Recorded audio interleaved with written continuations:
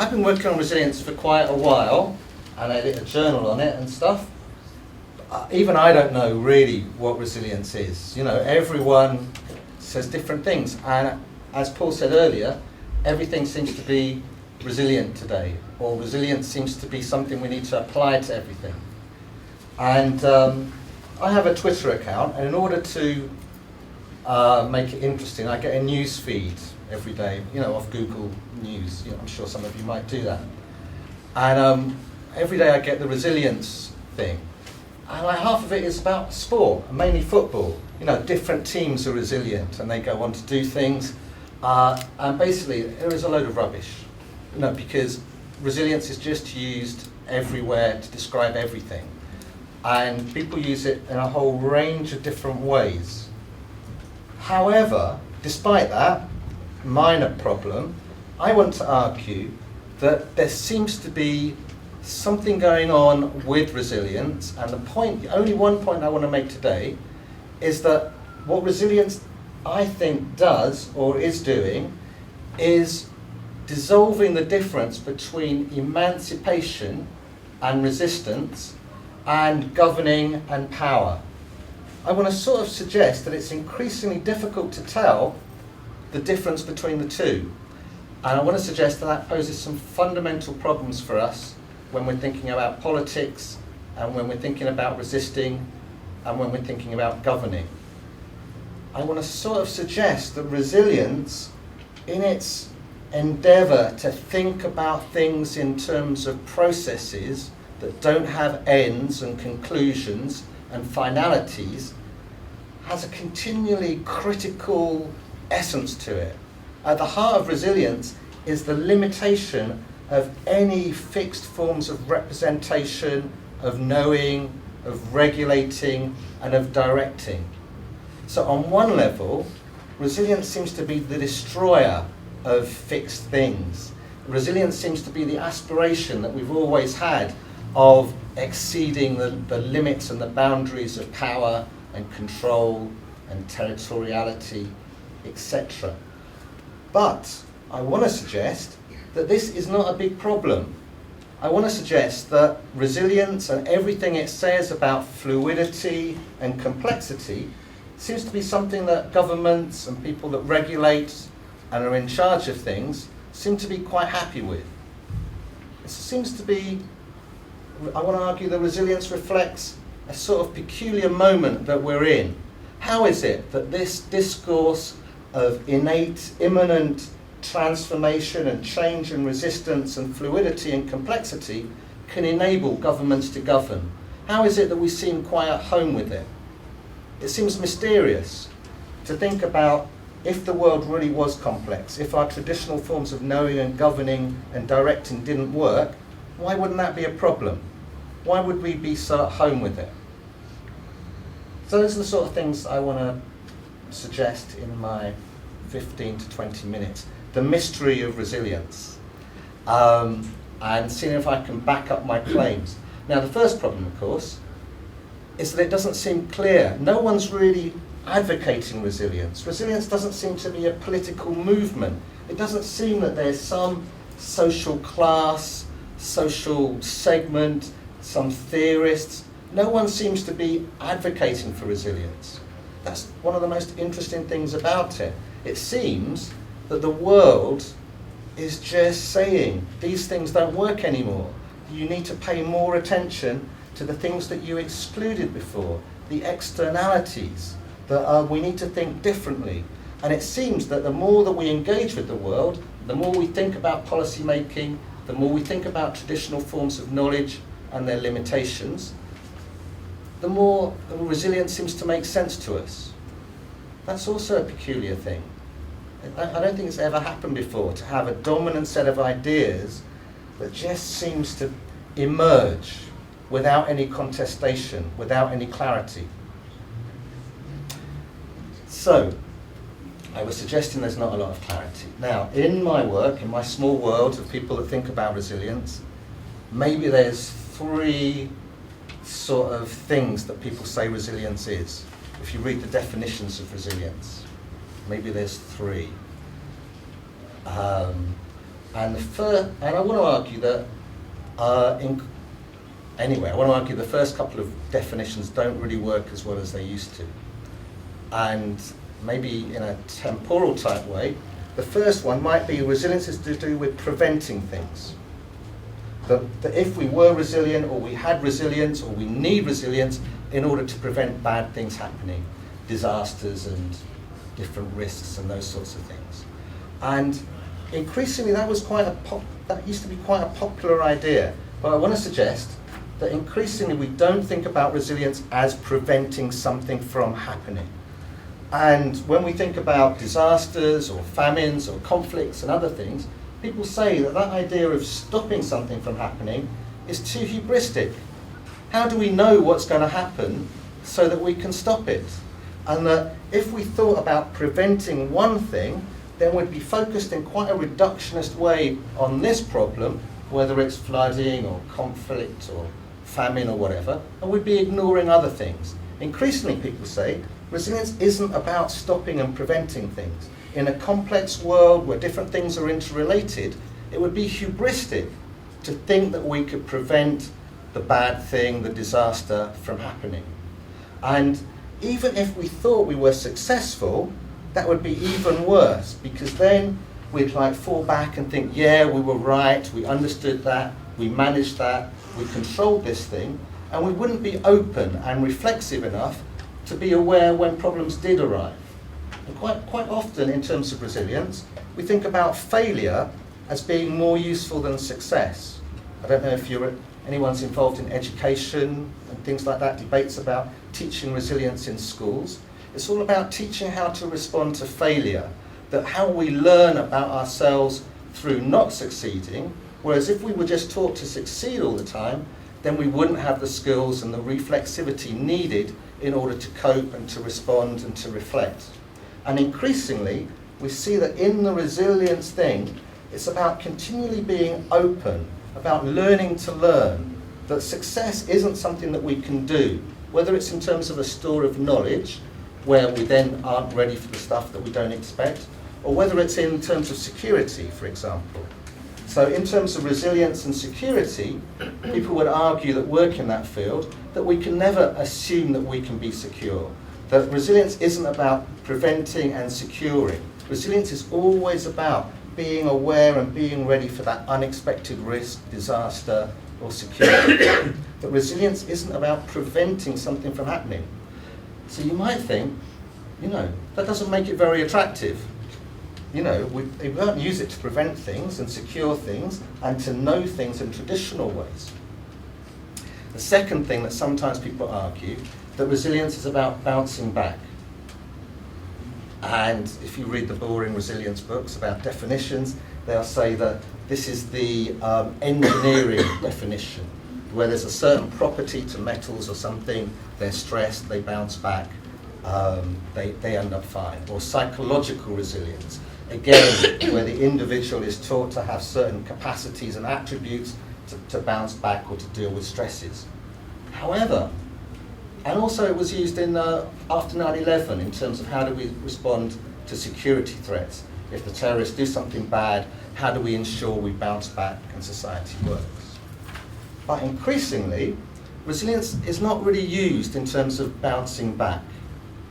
Interestingly, what resilience says is that if we lived in a society where there was a disaster or something terrible that happened, and we just wanted to bounce back and restore things to the status quo, we wouldn't really be addressing the causes of that problem.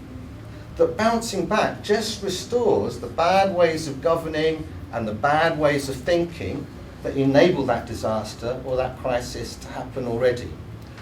And people are increasingly arguing that resilience works differently, that it's not, as I said, about prevention, it's not about bouncing back to the status quo, that it's about transformation. Now, the interesting thing, of course, is what do they mean by resilience as being about transformation? A sort of transformation that doesn't prevent a crisis or a disaster, but equally doesn't bounce back to where we were. How does the transformation work? Well, I want to just suggest, my colleagues may well disagree or whatever, is that that transformation is a sort of slowed down response to a disaster or a threat. Maybe resilience might be like a fly with its, I'm not a biologist or whatever it is, but like a fly with 1,000 eyes, or whatever they do, compound type eyes, where if you try and swat it or something, it's like slow motion and it sees you and flies off. And how does resilience work in terms of that? I want to suggest that in that slowed down way, a resilient community, a resilient society, a resilient person can see the threat coming, is so aware and is so sensitive about the things around him or her, about their personal, social relations, the ways of governing, the way their society or community relates to the environment and to other people, and maybe even to global relations. You're so aware that it's like slow motion. And in that slow motion, you're adapting in a way that makes the crisis not happen. It doesn't prevent the crisis, it doesn't bounce back afterwards. It's a continual relationship of adaptation, a process that never stops. Because what I think resilience argues is that we relate to the world and see the world entirely differently. One example of this is disasters. Now, until 2009, we had an international natural day for natural disasters, where in October the something or other, we thought about natural disasters. I think the UN sponsored it. Maybe people in the audience know more about it than I do. Anyway, in 2009, we took away the natural. It was just a day to think about disasters. And the argument was that disasters aren't natural. Disasters are not something outside of us that we have no control over. And people argue there's no such thing as a natural disaster or an act of God or an accident in a resilience discourse. In a resilience discourse, we're already, if we were aware enough and aware of our relationality to the world, that disaster would never happen. So, say like traditional natural disasters, like earthquakes. They're a good example. A lot of people work, earthquakes and volcanoes. I have loads of colleagues working in this area and rethinking how we respond to them. Now we used to think earthquake, natural disaster, whatever happens in an earthquake, bad things. Anyway, apparently we should look at earthquakes as long-term processes, like it's a slow motion thing. Earthquakes happen over hundreds of years. Now our problem in relationship to earthquakes is that we weren't aware, we weren't sensitive enough to our relations with the environment. We weren't really measuring things properly.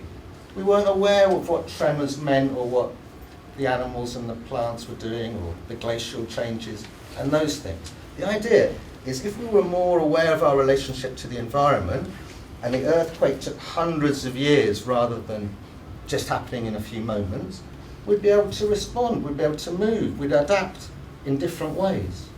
And also people say about disasters and why they're not natural, not just because of our relationships to the environment that we need to be more reflective over, they also say that disasters discriminate, not society so much, but disasters.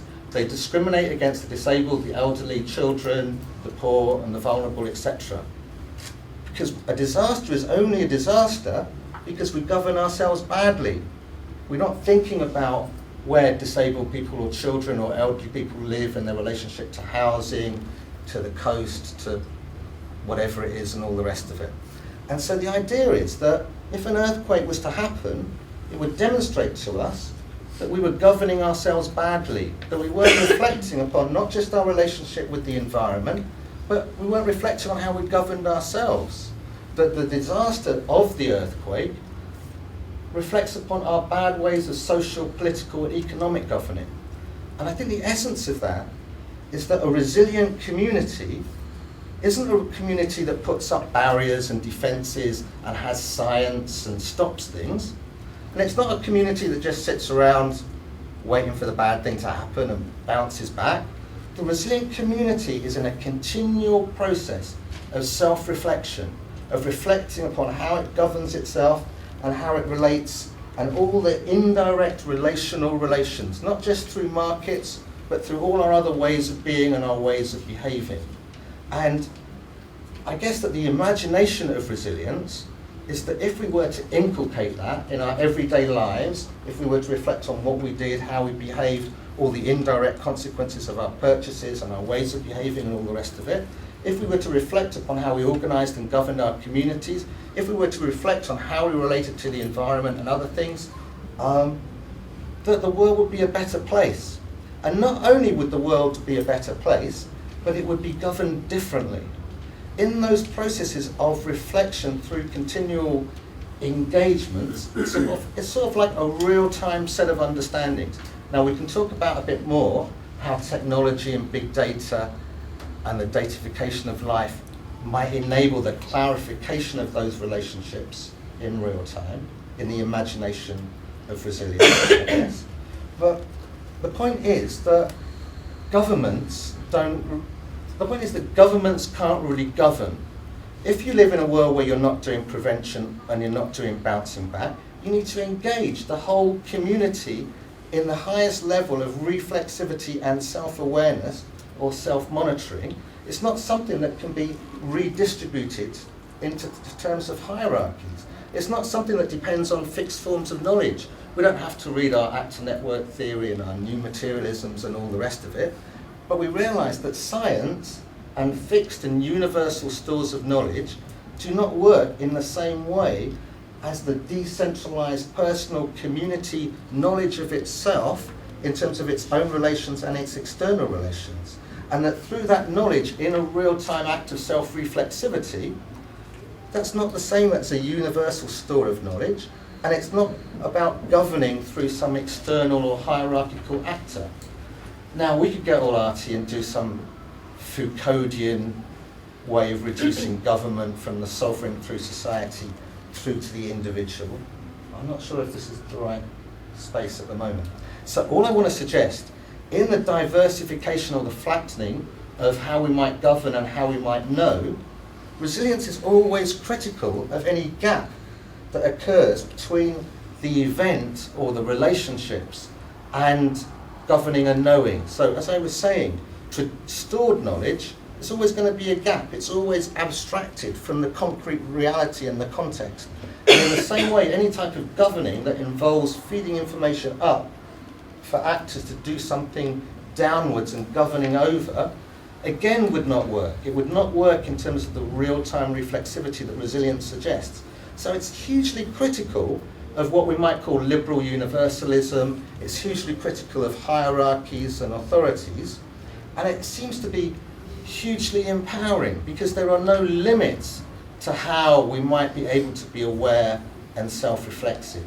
And for many people, that's emancipatory. And in some senses, it is emancipatory in terms of the destruction of previous hierarchical understandings. Maybe I'll leave it there. And is that 50? Should I do a bit more? You can talk a bit more if you want. Okay, we can leave it. I don't want to get over scientific, not knowing the audience. So, but I'm happy to come back, of course. Of course, you can talk later and explain better.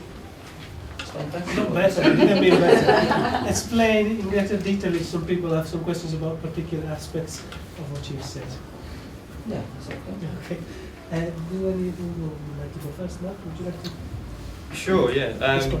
Well, firstly, just to thank David, not just for the opening kind of 15 minutes, but Katie and I have been looking at resilience for only a couple of years, and David's done more than most to kind of help with the kind of understanding of resilience. This is difficult, right? It's really hard to get your head around exactly what resilience means. So I guess my kind of response is to raise a couple of issues that kind of chime with my own work and that I think add other directions in which we can start to think about this.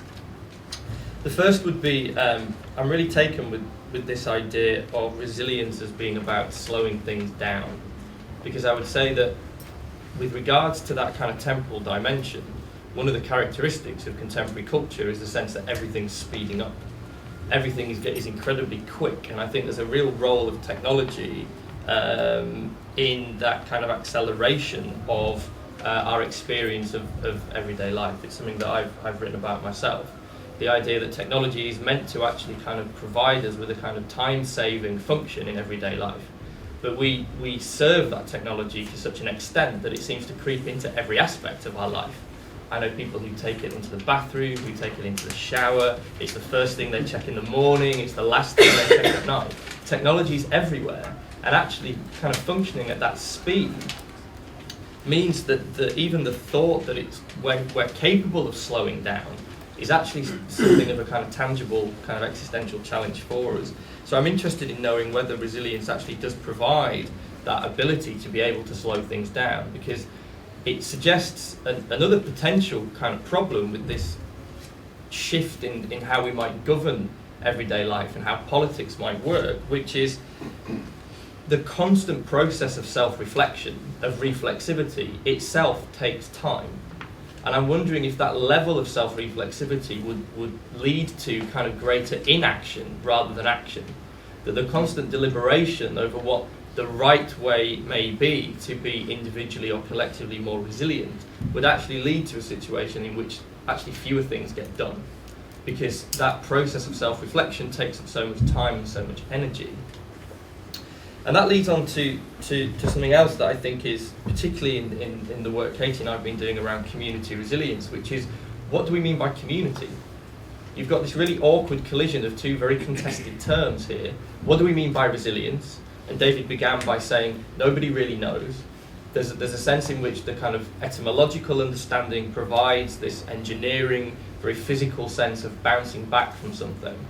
But actually the more conceptual understanding suggests that it might mean something else. Community, likewise. What do we mean by community? Whose community is it?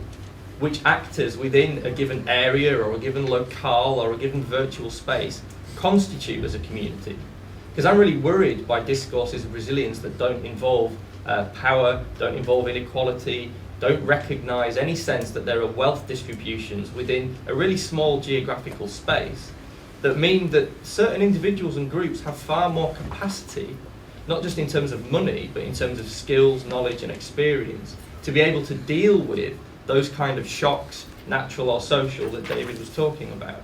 So I'm really interested in kind of trying to work out what we might mean by community, whose community counts, what's the role not just of publics but of private actors within communities, what's the corporate social responsibility of local companies, global companies within kind of local spaces. I think their role in creating resilience or building a sense of resilience is worth reflecting on. And that leads into another concern that I have, which I think comes through in some of David's work elsewhere on neoliberalism and in some of my own kind of thinking in this area, which is there is a shift in language. Whether it's a shift in reality, I think, is something that we could debate, but a shift in language, that the responsibility for dealing with shocks and crises is now on the shoulders of so-called ordinary people. Who are ordinary people? Point to them. Show me the ordinary people who are meant to mop up the mess that's been created. And I have a real problem with the idea that this mess is not a genuine crisis, it's a learning opportunity. The global financial crisis was a big learning opportunity for us all to find out where we went wrong and how we can make things better. I actually agree with that to a certain extent, but it also had a very real impact on people's lives and continues to do so.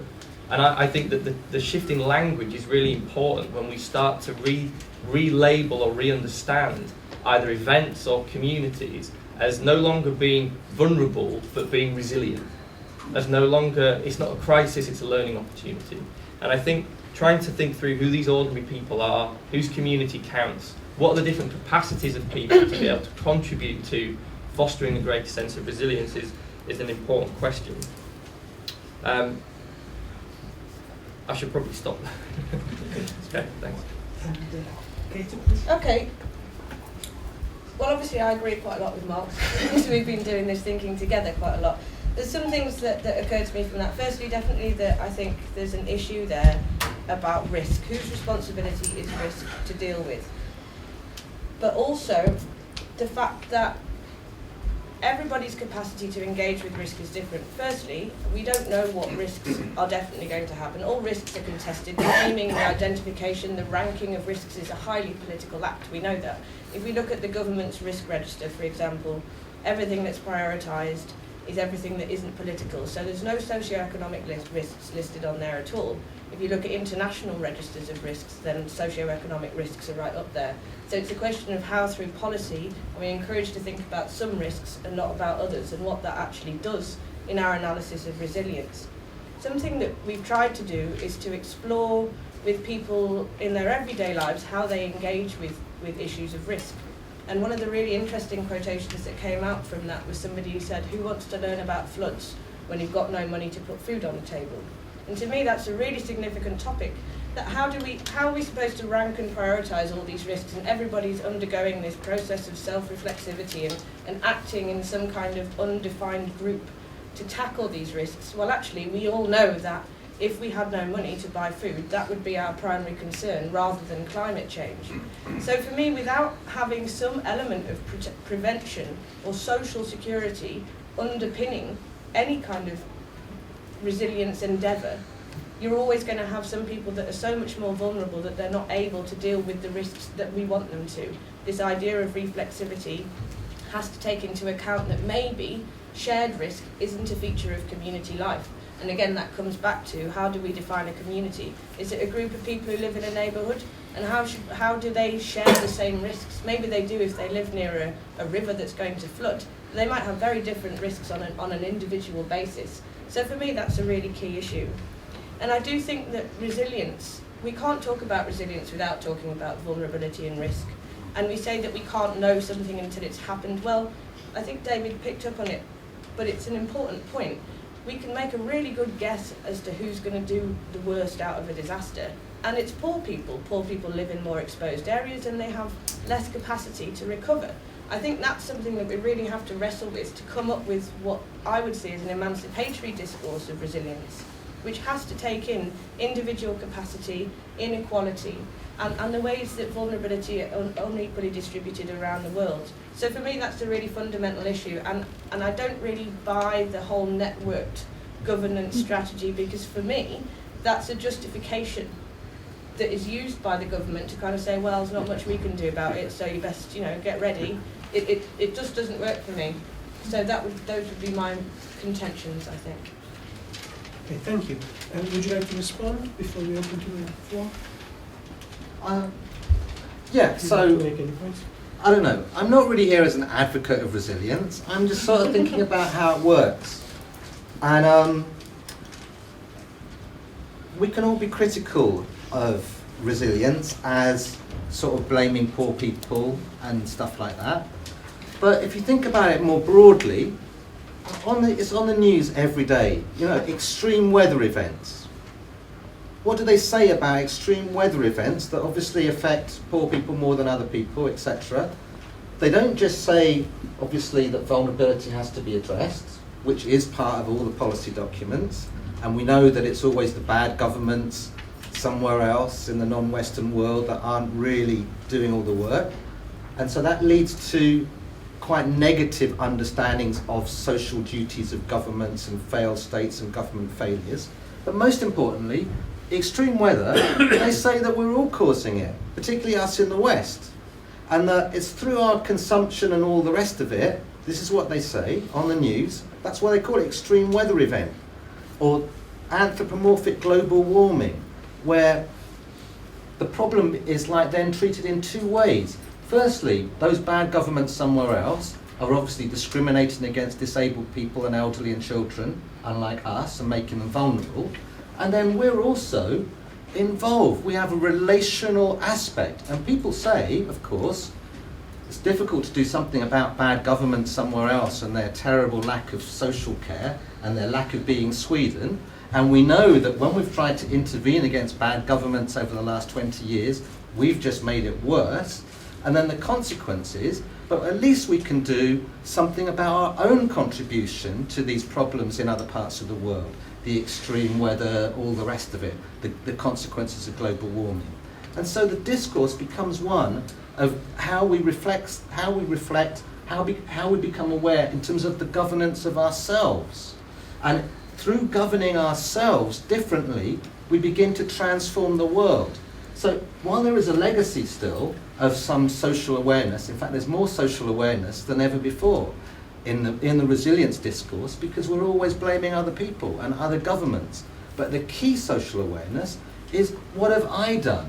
And you have professors of ethics and stuff measuring an individual's human rights footprint or their environmental footprint, where you think about which country you live in, what taxes you pay, what role your government does, what you're consuming, all your shopping. And I teach, for many people, politics is a reflexive self-awareness about their own relational embeddedness in the world, and then it's reflecting upon that enables you to change your life, and in changing your life, you're changing the world. And that's what I sort of meant about the disillusion of power and of government. Rather than government having the authority in directing things, power seeps through into society, into the individual who governs themselves through their awareness of the world. And that sucks in our radical concerns for social welfare about the other side of the world and transforms it into a way in which we govern ourselves, because we lack the political institutions and collective movements that existed in a world of politics and left and right, where we thought of transformation as some external set of actions. And without that, the social concerns that we have tend to be very sort of inward-looking and become self-reflective. So I'm not against having social concerns for vulnerabilities and inequalities and exclusions. I'm just arguing that in the particular world in which we live, how the logical consequences of that tends to come back to a governance of the self, which is exactly the problem with resilience. Excellent. So a very wide-ranging discussion as expected. And I wonder what you make of it. And so do ask any questions, or make any points you want to make. Obviously, it relates to many aspects of life, from the self and how we should behave to our government. Gentleman on the back, please. Just keep putting your hands up, and then I'll let you speak. We'll take a few points at the same time, and then we can respond to that, whichever way you want. Okay, please. Well, it's a question for all three people, but probably for David more than Mark and Katie. I just wondered, David, if you could explain, the resilience moment. You use that phrase, and you talk about this problem of definition, and in particular, you seem to suggest that it represents something very different from sort of modernist, universalist ideas. We've had particularist ideas, we've had romantic ideas, we've had anti-enlightenment ideas for a couple of hundred years. Does resilience grow out of them, or is it, qualitatively different? Particularly as no one really seems to be able to define it, which is always very helpful. But you use that phrase moment, which suggests something really quite distinctly different. And I'm interested in this relationship with the past. Is it just neoliberalism? Is it just the idea, say in Christianity, that man is incapable of really understanding the world? Are these all earlier forms of resilience?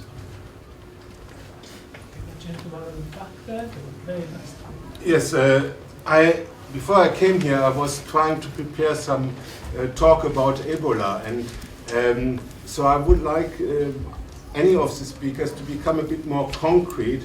First of all, linking resilience and vulnerability, they have been mentioned.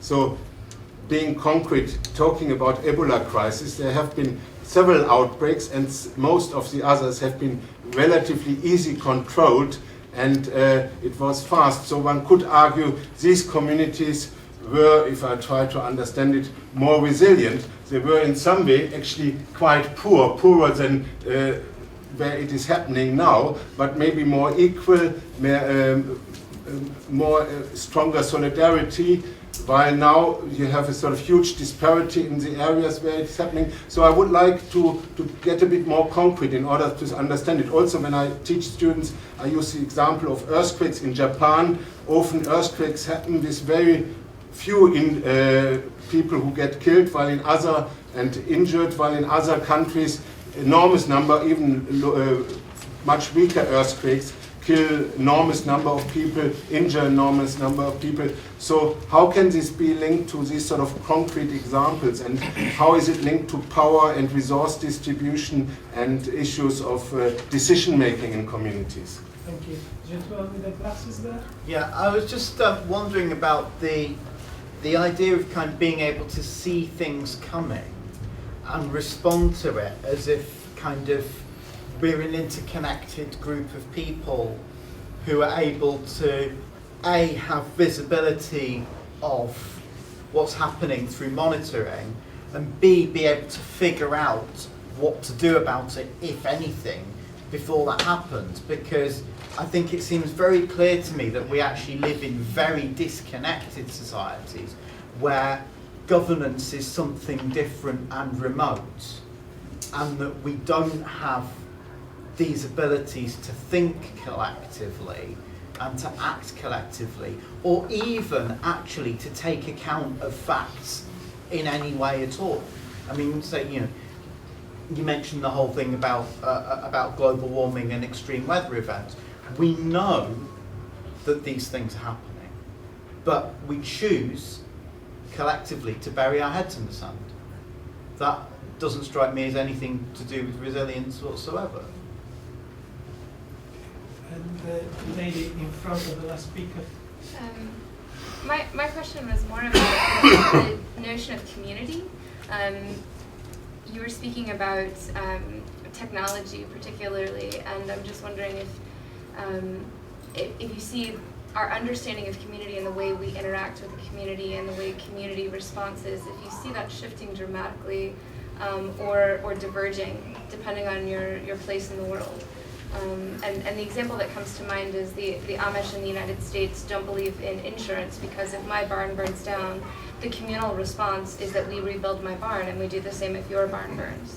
And so I'm just wondering if on a global scale you see some dramatic shift happening that is impacting that notion of resilience.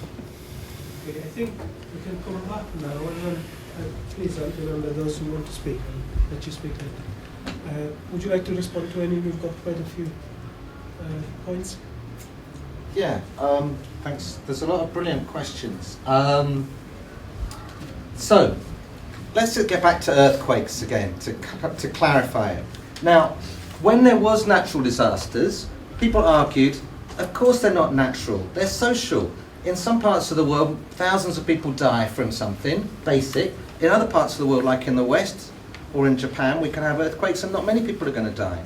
It's social. And when we said it was social, we meant it was to do, I don't know, with capitalism or something. Social relations. When we said it was social, it was part of our political engagement with the world. Now today, of course, now that we don't have natural disasters anymore, now that everything is social, when we say that it's social, what we're saying is that those governments outside the West are governing poorly, that they need to govern better and they need to govern differently. We're not saying that it's to do with capitalism, because there's no conception of capitalism as anything but the embedded relationships that we're into through our individual consumption choices. We are capitalism in today's world and in the world of resilience. That's how we can change the world, through reflecting upon our consumption habits. We don't change the world through, I don't know what, forming a political party, taking state power, having the state do, the whole thing, you know, you couldn't make it up, you know, it seems ridiculous to people today, which is why everything can be socialized so easily. And it's problematic, and all resilience is really doing is emphasizing the sociality of everything in the most critical way. Resilience says, even like, resilience tends to say states can't govern anymore. It's not particularly original. Everyone quotes James C. Scott, Seeing Like a State. how in order to govern, states have to universalize everything, make abstractions, reduce individuals into one big collective mass. And it's reductionist because people say in a complex, plural and differentiated world, states with their blinkers can only make things worse. And resilience is so radical, it says markets can't govern either because markets have a rationality that's based on profits. It excludes everything else. It excludes the environment, it excludes social community stuff, which is why people are paid to do all this stuff on corporate social responsibility. Resilience says that the rationality of the market is just as reductionist and blinkered and one-sided as the rationality of a state. So it immediately bypasses some left-right political division. Why is that? Because that division doesn't make sense to us anymore. And in socializing the world, it embeds us so far within it that there's no outside of it. We can't act in the world as if we were initiating something would be seen as hubristic, as if we were some subject with some knowledge and the world was like blank and open and we could just do stuff. Generally, for the last 20, 25, 30 years, people have said that those linear and reductionist views that we can just will things or do A and have outcome B tends to ignore the complexity and the interdependencies of the world. And often when we're against, governments have lost their power, not because of mass resistance of people, but because of our understanding of unintended consequences. That whatever we do in this hubristic acting as subjects in a world that's like passive and empty, other things tend to happen. And so it's not that surprising that we have a socialized discourse that says we are not separate from the world, that our social concerns about inequalities, exclusions and vulnerabilities we can only really express by acting on ourselves. And it's peculiar because we use the language of the past about inequality, exclusion and the social without really taking cognizance of the implications of that language today in terms of governing. I mean, otherwise it would be difficult to see how governments are so keen on resilience and the social. Governments are just there to facilitate and empower, to enable us to be aware of how to do things. Now, I don't want to take up too much time. I just want to do this one other thing about how communities work and how we're aware. We don't live in a wonderful, enlightened world where our awareness is based on our knowledge and our understanding. Our individual awareness of our embeddedness is not something about conscious intentionality. It's about a reflexivity, which is why in the resilience world and in the world, because it's the same world as the world we live in, lots of people are very keen on this thing called big data. And big data holds out the imaginary promise that we can be resilient without thinking about it. That through having sensors and monitors and feedback loops, things can govern themselves. That cities can be sentient. That they can measure how fast cars are or when buses stop or whatever.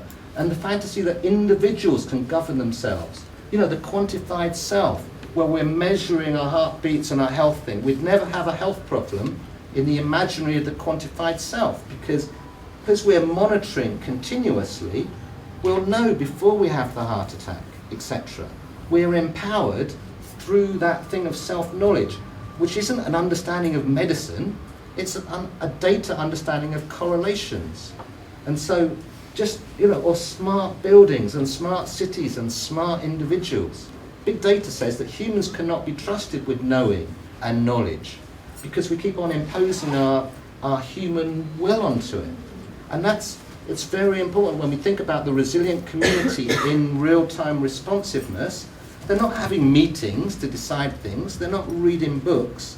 The imaginary is we would be able to see things we can't see if we could datify them in the internet of life, etc. Now, I'm not saying that exists now, but that imaginary is so strong that even Ebola, everyone is really positive about it. Well, the stuff I read, and maybe it's my fault, is big data's going to solve Ebola, and if only we had enough mobile phones and we could track this and track that. They're not talking so much about curing something or preventing something, but that data and understandings can enable us to cope with things, i.e. to be resilient through knowing. Anyway, sorry, I spoke too much. Okay, would you like to? Yeah. To try and get back to the question about Ebola, and then thinking about the idea that the government's role is now to facilitate and empower. And when I'm being critical of governments, I'm not talking about non-Western governments. I'm quite happy talking about our government and how this happens. Is that the other side of the coin of facilitating and empowering us to do things is constraining us and disempowering us.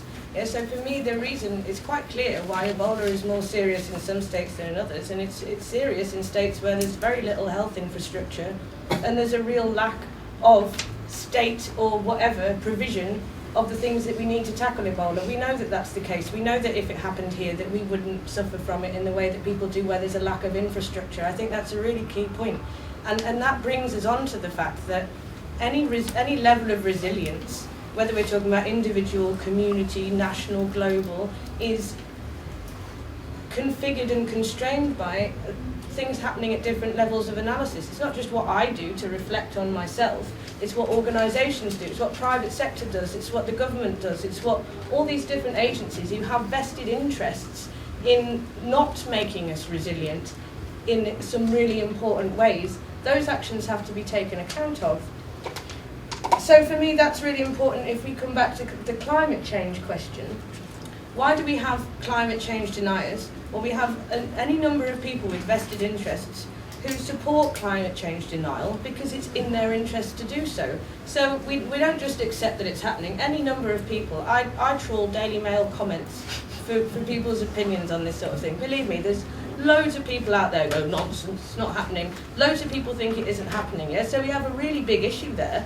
How do we engage people on being reflexive on what they do if they don't even believe in that risk in the first place? And that's a political construction. And I just think that's really important to think about. But the other thing that I think is interesting around things like climate change or asking us all to be reflexive is that maybe it's too much of an academic term, but I think you might know what I mean when I say ontological security. People freak out when you ask them to go, be aware of everything that might happen and prepare for all of it right now. You know, then we have a bunker mentality. We have on the one side, we have survivalists who are ready at any moment to go to their bug out spot and have, you know, things in place. And then we have people who maybe have 2 days worth of food. Which is the right level? Some people actually don't want to think about it, and that's something we have to think about, because this is an engagement issue. How do we get people to reflexively engage with issues? Well, how do you get them to engage in the first place? Who gets them to engage? We're talking about this we, like we know who the we is, but who's leading the engagement? Who's saying what the risks are? Who trusts them? Who doesn't? And for me, these are really fundamental issues, otherwise we have this really benign version of resilience. And it doesn't work for me. But on the final point of the question about the Amish thing is really interesting, because resilience looks different for everybody. Yeah, so what makes me resilient isn't necessarily what's going to make someone else resilient somewhere else, because we have to ask ourselves, resilient to what? Okay, so I might be resilient to one thing, but not to another. And so that complicates things even further.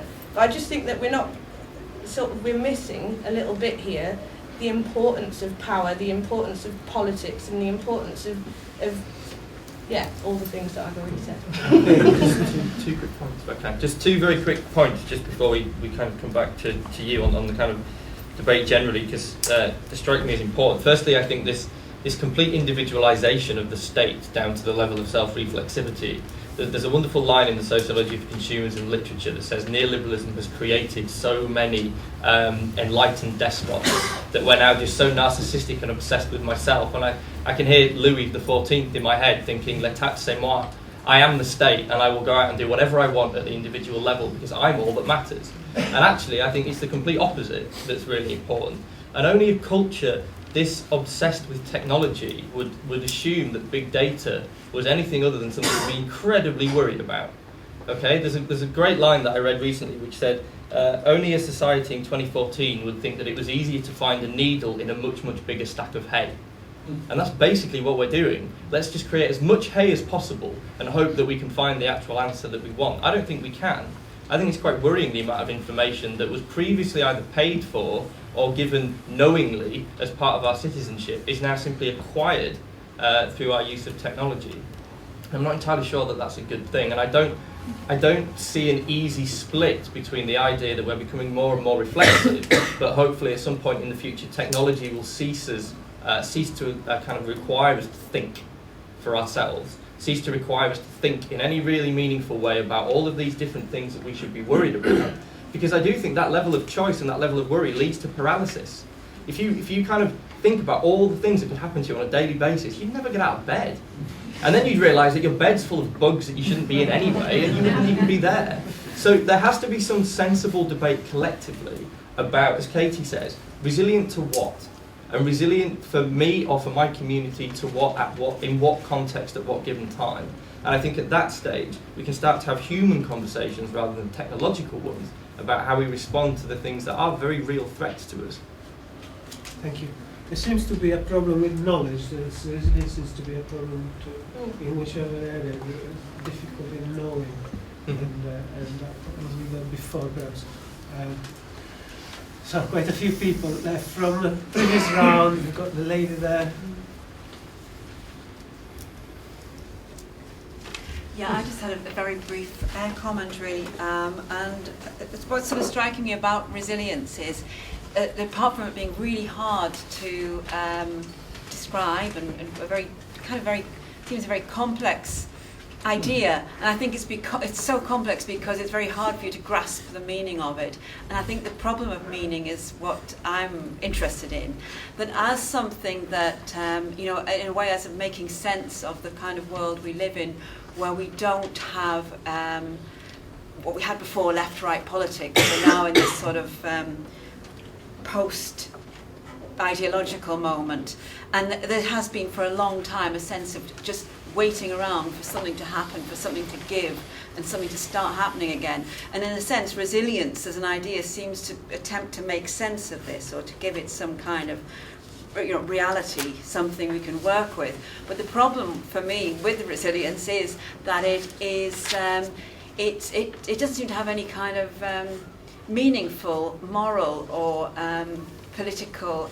It's not inspiring. It's pessimistic.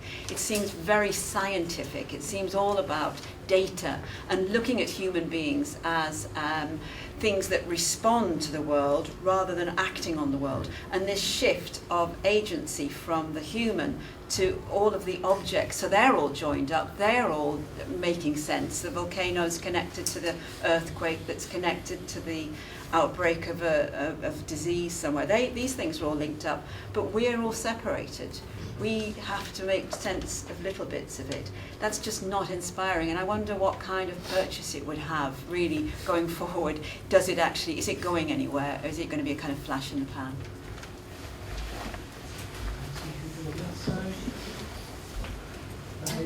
Yeah, again, very interesting, just picking up on that sense of knowingness, and I wondered whether you could talk a little bit about the relationship between knowingness, or the act of knowing, and that store of knowledge that we seem to need to have as, in a rational sense, and the notion of reassurance. My particular interest is in confidence and risk, and then the reassurance of knowingness, and what that does to us in terms of either our inactivity or our security, or just turning us into the transparent robot. Kenneth Wayne talks about transparent robots, that we effectively then use that technology and that data to keep reassuring ourselves. Would someone be able to comment on the value of resilience education with young people, and how you can teach it, or the role of teaching resilience? Yeah. Yes. Resilience seems to be quite a nice abstract idea, but it doesn't seem to be anything more than abstract. And I think that really, unless you have things like social justice and power, that you bring those into it, then I think it just remains that as being very abstract. I'd like to give an example. I mean, given the current cuts across public services, a lot of employees are now going on courses, on resilience-related courses, so that it teaches you to anticipate what's happening in the job market. It teaches you to anticipate and respond to the needs of a changing market, in changing employee needs for the workforce.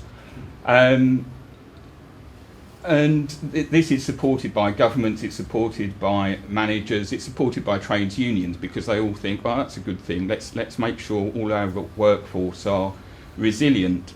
The difficulty with that is that it posits the problem as being with the person. It's not that there's a structural problem, i.e. that there are cuts, that people are losing jobs. It posits the problem as being something with the individual, that the individual has to deal with, and that the individual has to learn to be resilient in order to deal with these changes that are happening. So I think it's massively disempowering.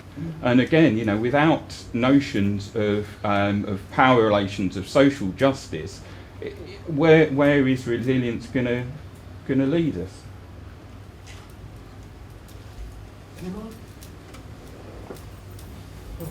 That reminded me of something. Actually, it goes back to something Katie said about vulnerability, because you reminded in our workplace in the civil service, they're kind of obsessed with resilience, and the unions have kind of got on the back of it. But it's part and parcel of lots of other things, like health and safety is kind of resilience, and empowerment is kind of resilience. And for the unions, it reflects, I think, the fact that they've lost, you know, that their end of their useful and political life. They're desperate for something to give themselves a sense of purpose, so they cling on to these things that make them look kind of radical, like health and safety. You can use them to have a go at management on, and it makes them look radical and relevant, although most of the workforce kind of can't stand health and safety, all that kind of thing. But actually it goes back, I think, to what Katie said about vulnerability, because the whole thing about resilience, it seems to me, and the whole thing, and the basis of kind of politics in general, is how you view your fellow human being. And the thing is that there's few organisations that view us with a lower than the unions do, as more diminished than the unions. The unions kind of view us as kind of weak and vulnerable and everything else. And that's reflected in the fact that rather than resisting management, they want management to manage us more. They want management, they see us as emotionally weak and vulnerable. They want management to put an arm around us all the time and mollycoddle us and kind of wipe our arses for us. So it kind of, really the basis of resilience, of all the other connected things, is the way people are viewed through that diminished view as lesser than people we've kind of viewed in the past, I think. There's a few points. Would you like to? Yeah, so it's clear that we don't like neoliberalism. We don't like the way that we're interpolated as like independent and autonomous and responsible for seeking jobs and all the rest of it, or the vulnerable and poor are to blame for stuff. However, that's not got much to do with resilience as I was trying to articulate it. So it's true that there's a bleeding of resilience into neoliberalism. And as I was saying about the initial definitions of resilience and how it was understood in terms of bouncing back and stuff.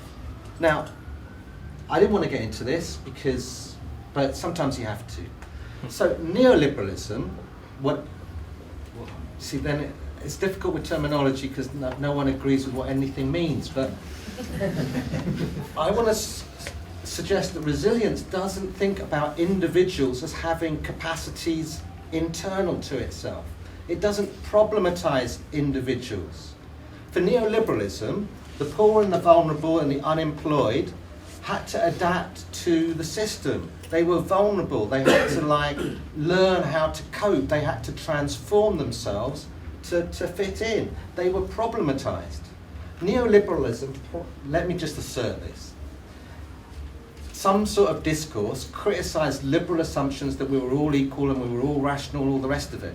And it said that the poor and the vulnerable were less rational and that they brought on their vulnerability and their conflict and their poverty themselves.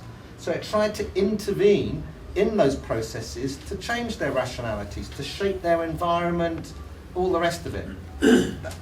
Now that's not, if that was resilience, then why would we have resilience? We could have just had neoliberalism. Neoliberalism had been doing perfectly well for 30 years, except that it hadn't been doing that well.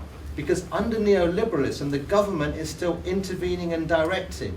It's saying that we're going to use these mechanisms and techniques to solve this problem. We're going to, even though it was ridiculous and criminalising and patronising, it said we're going to solve the problems of unemployment by doing child self-confidence in primary schools and stuff. Because the whole problem was, why were people choosing unemployment rather than jobs? And so what I'm saying is that, yeah, I mean, it's bad and it's clunky, and it's increasingly being discredited. And resilience tends to say, well, no, that's not really how it works. We're not demonizing people and problematizing them. That we need to think about the processes differently. So neoliberalism, it does have pluralities and complexities, but the government can still intervene and know and transform them. That's why it's sort of neoliberal. It says we can have a lovely liberal world once we get rid of these problems. We can still have the universal peace and security and development. Resilience doesn't really talk in terms of universals. It doesn't really talk about governments having goals and programs and understanding processes in a determinate type of way. And so, I mean, I know you guys don't like neoliberalism, but the focus on the individual is not like the state is me. The individual is not free in the world of resilience. The individual in a world of resilience cannot freely decide to do things like a liberal subject. The individual has to reflect upon their relations. It's not things are already being done. You're not doing something as if you're separate from the world, thinking, what shall I do? In resilience, you say, what am I doing already? What are my relational embeddedness? How am I affecting the environment? How are my shopping things doing this? And the reflection upon what you're doing then enables it to have purchase and transformative power. So it's not like neoliberalism with the risks and fear and all the rest of the culture of fear. How do I cope with all these unknown things? Resilience says, as far as I understand it, it doesn't have this unlimited factor of fearfulness, which clearly couldn't have purchase, and it would incapacitate you, as you say, which is why, if resilience does have purchase, and I believe it does have purchase, it's because it precisely does not do that. It says, if you want to be able to do things, there has to be a relationship. If we hadn't caused global warming, if it wasn't anthropomorphic global warming, we wouldn't be able to act in a resilient way to reflect upon it. So it's not like a liberal way, there is a problem, global warming, let's get some science and knowledge together and do stuff, a traditional subject-object thing. You're not initiating something, you're not seeing a problem and acting in the world, you're already doing it. If you weren't already doing it, resilience would say, well, think about what you're already doing. If we didn't already have a human rights footprint through our purchases, how could we possibly affect human rights of people on the other side of the world? And so it has purchase, and it has a clarity of meaning that enables people to understand themselves and the world and transform themselves and the world. If it was just neoliberalism, we wouldn't need resilience and it wouldn't have purchase. My argument, I'm not advocating resilience, I'm just saying we should just think about how it works before we go back to criticising a set of ideas which still have some legacy today, but they don't have the dynamism and the purchase that resilience does. So like neoliberalism would be like sustainable development. It would criticise development, but it would say we can still manage it, we can still know the stuff. Resilience says sustainable development would just be hubris. We have to, rather than thinking about knowing and managing, we have to think about what we're already doing, how we respond through the relations we already have, rather than setting ourselves up as separate and above. Now, with all these discussions about how we govern and understand things, they're not clear because there's never a clarity or one single rationality. The people that talk about resilience don't read books about it, they're just aware that they need to think about how they're doing things. Resilience, rather than defining it, we could just see it as just a way that we think about how we govern in a world that seems less governable, that seems more complex, more plural, where we seem to be less separate from the world, where we seem to have less capacity to know everything and direct everything.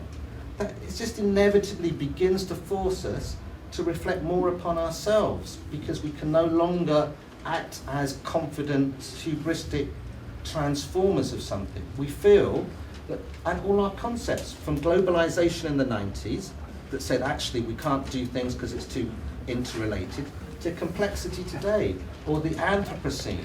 It says there's no outside, that our science and our technology and our knowledges won't help us, because we're living in a world that we've already constructed, and therefore we have to reflexively think about what we're doing, not have these hubristic dreams of what we're going to do. That's the only point I'm trying to make about resilience, and that's not the same way as neoliberalism has traditionally been understood, I think. But there is crossovers. There's like a blurring. The world in real life does not correspond to abstract schemas, but we have to have abstract schemas to enable us to access and begin to understand what people mean when they're saying things, I think.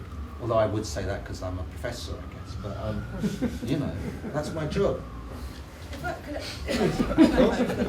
think maybe some of the difficulty that we're having is that we're talking about resilience, but resilience is only a thing once it's enacted, right? So the way I've looked at resilience, for example, is to say, well, who uses resilience and how do they use it? So the way that the government uses it is to justify neoliberalism, in my mind. That's entirely, you know, if you read all of the policy that the government has, you must engage with these risks, and yeah, obviously more vulnerable people are less resilient, but let's put that aside and move on. You know, for me, it only makes sense when you start to look at it, how it's being used and how it's being employed, because it doesn't just exist in its own universe. It's a discourse which is drawn on. So it can be drawn on in emancipatory ways. And that's one thing I'm interested in at the moment, is how can we develop a more emancipatory ideal of resilience, which isn't neoliberal, or it isn't just, oh, well, let's all just shop local and, you know, going for that whole little useful little set of things, which seems to mean that we will have a better environmental impact and better social outcomes based on assumptions I don't necessarily agree with. But there's also the question that you asked about where does it come from is, I think part of the problem we've got here is that it's an ecological concept. It's also an engineering concept. It's an ecological concept which is then planted onto a social context, and then so the birds and the trees become the people, and all of these lovely interacting elements of an ecology system. Well, we know that we can't just transplant things from the natural sciences to the social, because that is exactly what you say, that problem of agency comes in, because trees don't have agency and people do. Trees aren't existing within a power hierarchy or engaged in struggles, or they aren't. You know, we aren't trees, we're agents, yeah? And so we have to try and find a way of making that work. And in the same sense, I think there's an issue with this complexity, and I think complexity is a really interesting theory for looking at society, but we need to socialise it more effectively. We know that we can talk about a social system. Where does a social system begin and end? Where is the beginning of a community and the end, and what kind of system are we talking about?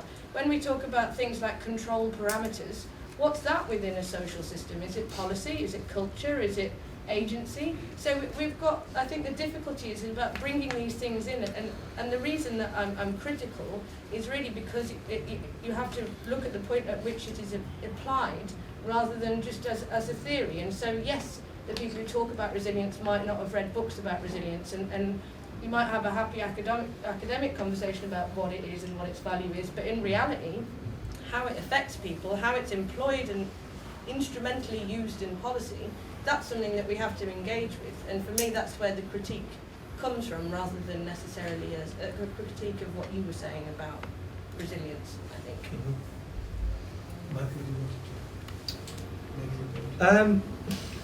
Not specifically on this issue, and the other questions that were asked was about education and reassurance, and I think one of the because I think the other questions have been kind of touched on, but this sense that you can teach people how to be resilient, and technology is one way of doing that. And I think there's an argument to say that sometimes too much information, in the sense of too much self-reflexivity, can actually be quite paralysing. And one of the things that you're often told if you're worrying about a particular health condition, for example, is for God's sake, don't Google the damn thing. Because all you'll do is worry yourself senseless over what it could be and what it might be and what it probably isn't. But now, because you now have all of this information, you're going to reflect upon it to such an extent that you're going to make yourself incredibly fearful that it could be. So I think actually one of the best ways you can start to educate people is through providing precisely the kind of critical lens on the information bomb so that people can filter information. And people don't jump from one Daily Mail comment to the next article about whether red wine's good for you or not. Okay, it is, it's great for you. but that sense, is that will it be good for me tomorrow? Will it not be good for me next week? The constant jumping around, if you were to respond to every single change, every latest bit of scientific information, you'd never know how to act. And I think part of the education, if we're able to develop a kind of a sense of reassurance, would be in that way, would be precisely the kind of critical lens on this information that I think is often missing. And that we conversations like this are really good at trying to get us to think a bit more critically about the terms that we're using and how they are enacted in different contexts. So that's what I say on the education point. Thanks. If I can abuse my position a little bit and just comment on the discussion so far and how it seems to me that one of the difficulties of getting to grip with resilience is that it seems to be a concept that comes from different angles, as Katie has explained, and psychology as well, we might add, as a psychological concept. And that affects so many various levels that it seems to challenge the actual concepts we use to think about things. For example, what does the social end? And because everything is interrelated, so when are you talking about social phenomena or economic phenomena or political phenomena? Many people have mentioned how it's a different way of making sense of politics. It doesn't make sense in terms of politics as we understood them in the past, sort of the subject we understood in the past. So I just wanted to mention this kind of the way in which resilience seems to affect almost everything it touches, and as if it is a fundamental shift in the way we think about ourselves and the world. I mention this as well because complexity perhaps hasn't been mentioned enough as the reason why we need resilience.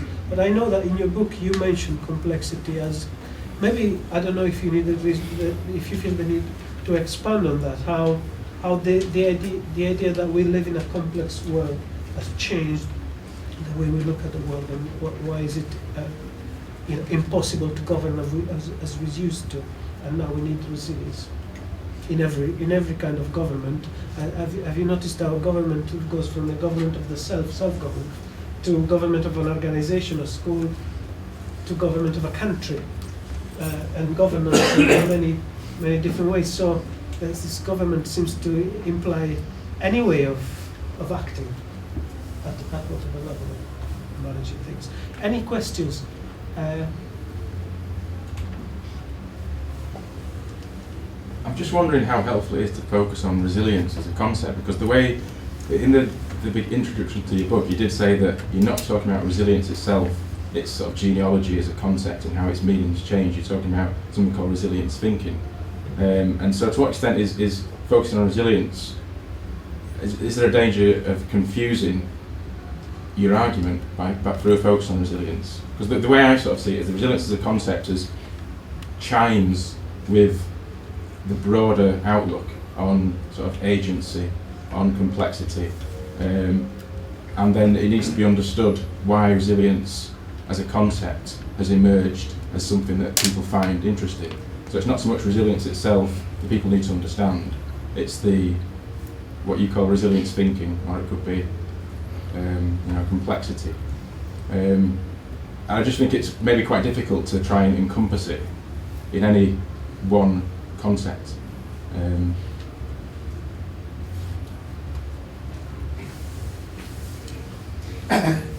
I wanted to in Dowdy, she talked about evolutionary resilience, and she sort of saw it as a way.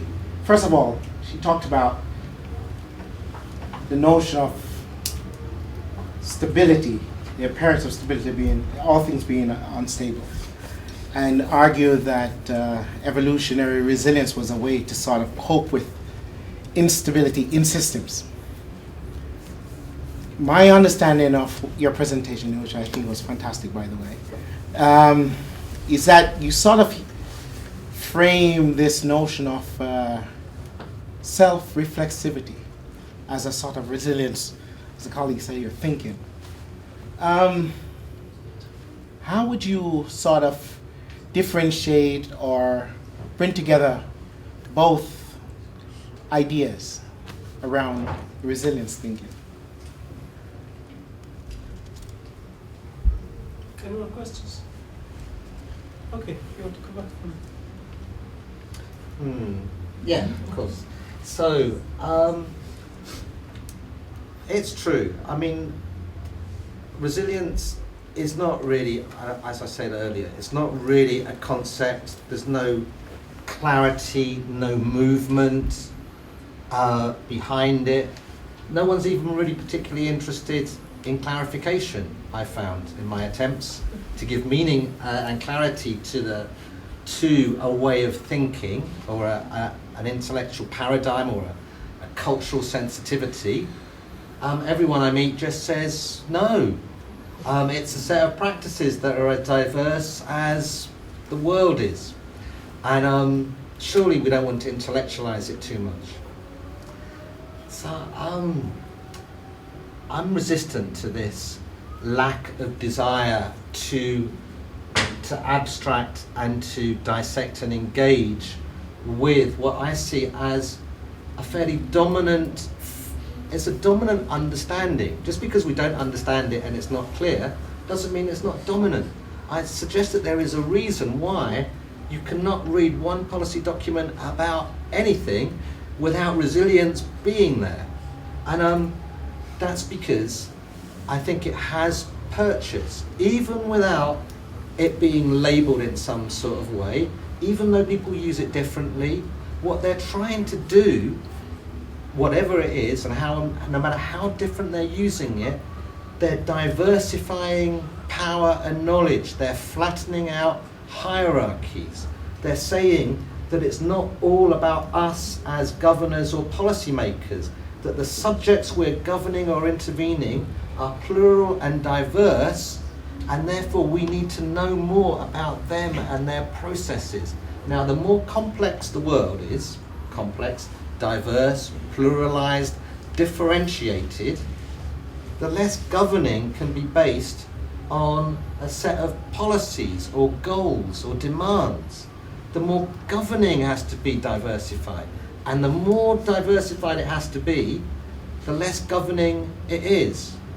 And that seems to be an overdetermined secular process that the world is telling us.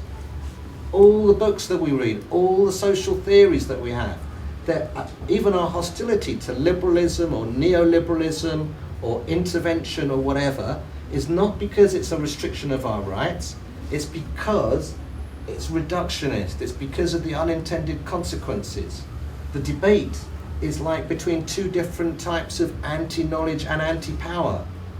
No one, I mean, it's unbelievable. The only reason we don't clarify it and discuss resilience is because we're all sucked up into it in an unreflective way, if you ask me. And the reason we can't critique it is because we don't have the language of critiquing it, because we're incapable of reviving an understanding of subjects and objects, of agencies and structures, insides and outsides, public and private, governing and the social. And when people talk about biopolitics or whatever, and how the social, the political and the economic is all mixed together, people agree. And because it appears to be really, and obviously in the real world, everything is complicated and mixed up. And we only separated it through a huge struggle, an intellectual and political struggle. We carved up humans as separate to the world. Humans are not naturally separate to the world or anything else. It's not a biological thing. So all I'm sort of saying is that the end of that struggle, or the disillusionment with that struggle, doesn't need any theorizing or clarity. That's the wonderful thing about resilience. It's like It's just there, and we can have a discussion on, do we want to make it emancipatory, is it nasty and neoliberal or whatever, but no one is suggesting that we restore government in a hierarchy of power and knowledge. Everyone seems to be on board with the end of differentiations, that everything is a process. And it has fundamental implications for where politics might be. Because politics was an artificial sphere of public reasoning separate from society, which gave goals to governments that then thought they could implement them. Now, if we live in a complex world where the social seems to encompass everything, then it's quite clear that politics has to be in the social sphere. If it's in the social sphere, it's in our everyday life, in our mode of being, in our way of interacting. Everything is literally political because there's no separation. And there's no possibility, or there doesn't seem to be a possibility or a demand to go back to a world of separations. Very few people would say, oh, I just do my politics through joining a party and voting or waiting for the elections to come round.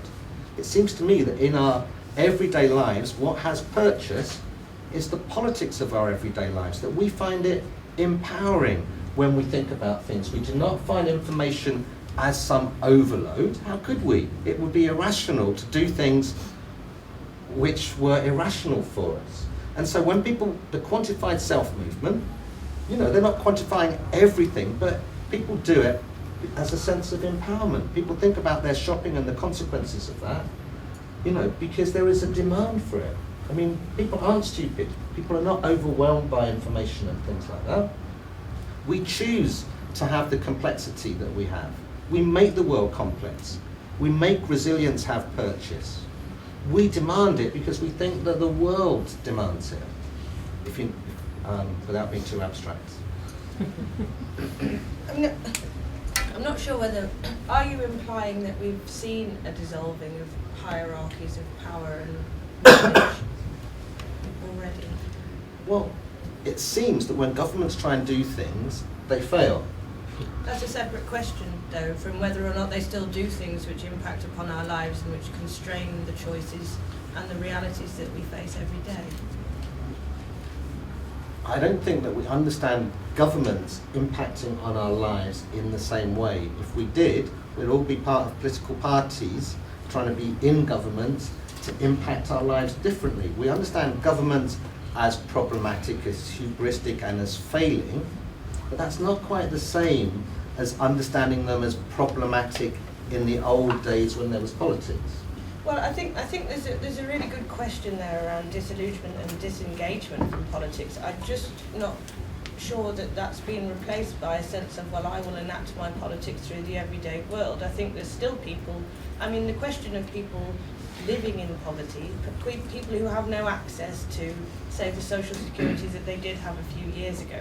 These are quite important questions, I think, which can't be solved by me or my community doing something to change that, if you see what I mean. So we're still impacted by that. To me, people do still want to have their rights recognised by the structures that we do live within, because we haven't seen an ironing out, a horizontalisation of our everyday lives, because to me that's not the reality. Although it's the story that we're told by government, it's the story that New Labour told us, it's the story that Thatcher started to tell us. It's this whole kind of, it's all networked governments and small state, big society.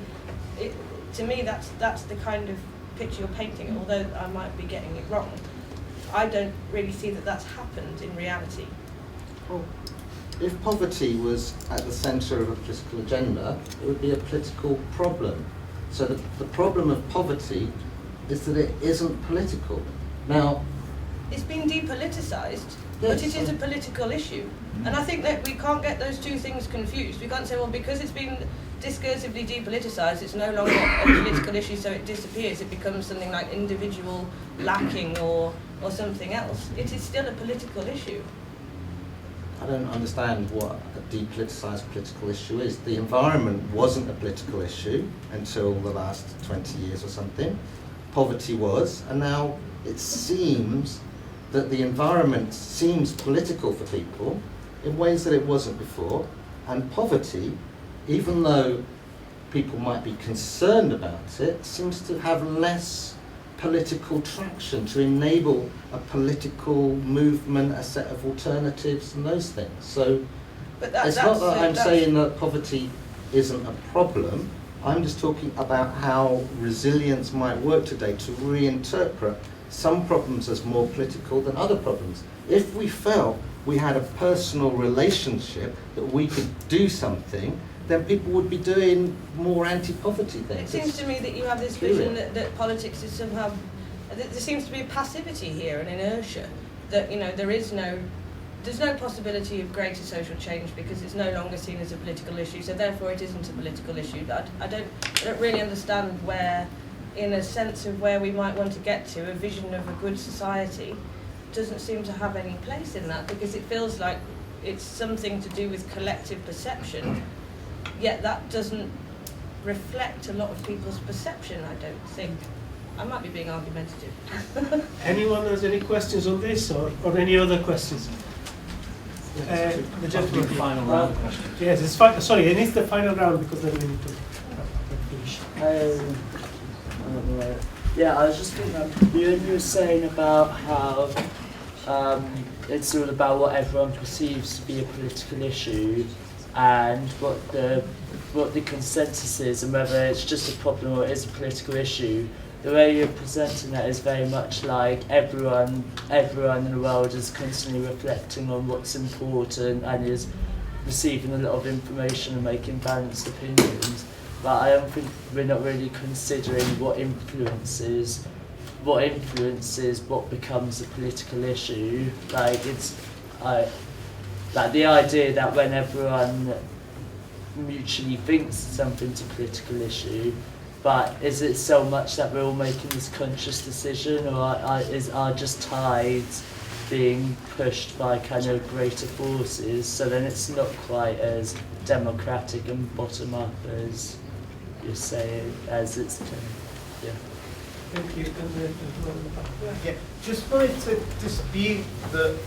I mean, I'm just feeling that kind of resilience was about kind of necessarily breaking down hierarchies, because the first time I sort of got involved in anything that discussed resilience as a concept was essentially about how you manage an infrastructural system, which actually requires more centralisation of control, actually, in order to distribute resources in response to some. So this was on the railway, for example. So if you had a problem somewhere and you were able to reroute things somewhere else, then you would have to do that.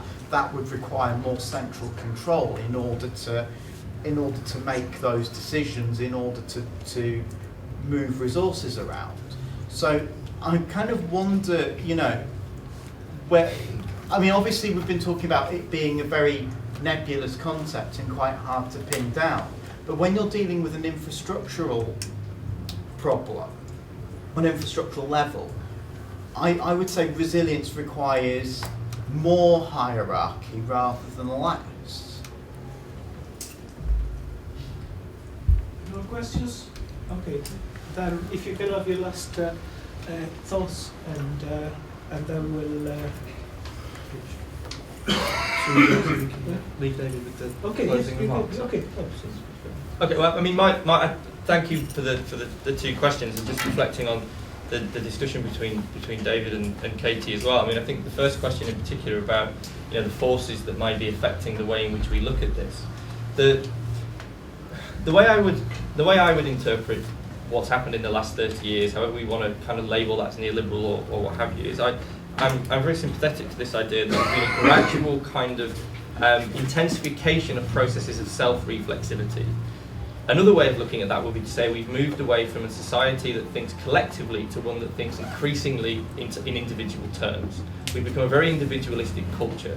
And in the constant reflection upon the choices that we make in everyday life, and I certainly hope I haven't suggested that people are stupid, that constant kind of reflection on what we're doing and how we're making decisions, what happens by consequence is that we start to recognise the privilege that we give to choices that we make in everyday life. that the choices I make at the supermarket actually have an effect on people's labour rights on the other side of the world, that it affects the planet. And in privileging choice, particularly consumer choice, we tend to start to understand social issues in exactly those terms as well.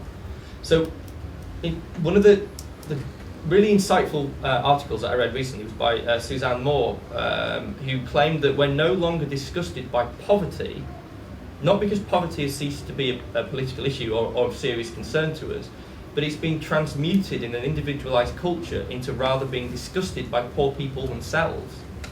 That we actually start to look at vulnerable communities and start to blame them for their own plight, because we assume, presumably they've chosen that.